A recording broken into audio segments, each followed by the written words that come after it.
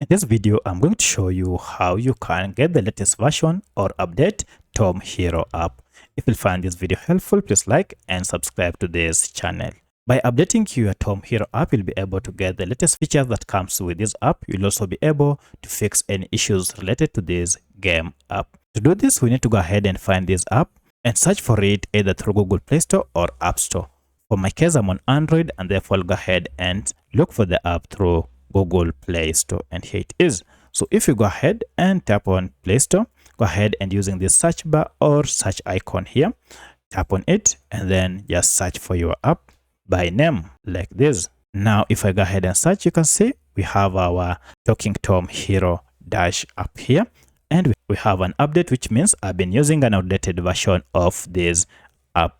To update it, go ahead and tap on update, and this will go ahead and download the latest version of Tom Hero app and then install it on your smartphone. Once the app has been installed, now you can proceed and start playing the latest version of Talking Tom Hero Dash app.